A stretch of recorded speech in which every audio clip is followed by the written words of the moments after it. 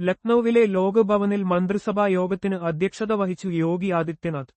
ഉത്തർപ്രദേശ് മുഖ്യമന്ത്രി യോഗി ആദിത്യനാഥ് ചൊവ്വാഴ്ച ലക്നൌവിലെ ലോക്ഭവനിൽ സംസ്ഥാന സർക്കാരിന്റെ പ്രധാന നയപരമായ കാര്യങ്ങളും ഭരണപരമായ തീരുമാനങ്ങളും അവലോകനം ചെയ്യുന്നതിനായി മന്ത്രിസഭാ യോഗത്തിന് അധ്യക്ഷത വഹിച്ചു. ലക്നൌവിൽ നടന്ന യോഗത്തിൽ മുതിർന്ന മന്ത്രിമാരും ഉദ്യോഗസ്ഥരും പങ്കെടുത്തു.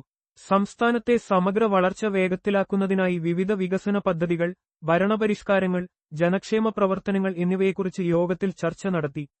അടിസ്ഥാന സൗകര്യ വികസനം, പൊതുസേവനങ്ങൾ, വിവിധ വകുപ്പുകളുടെ പദ്ധതികൾ എന്നിവയുമായി ബന്ധപ്പെട്ട പ്രധാന തീരുമാനങ്ങൾ മന്ത്രിസഭയുടെ അംഗീകാരത്തിനായി അവതരിപ്പിച്ചു.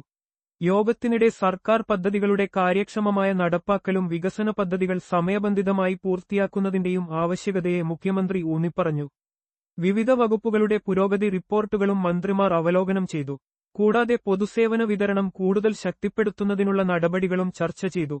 ലോക്ഭവനിൽ നടന്ന ഈ മന്ത്രിസഭാ യോഗം ഉത്തർപ്രദേശിലെ ഭരണ സംവിധാനം കൂടുതൽ സുതാര്യമാക്കുകയും സർക്കാർ നയങ്ങൾ കാര്യക്ഷമമായി നടപ്പിലാക്കുകയും ചെയ്യുന്നതിനുള്ള സംസ്ഥാന സർക്കാരിന്റെ തുടർച്ചയായ ശ്രമങ്ങളുടെ ഭാഗമായാണ്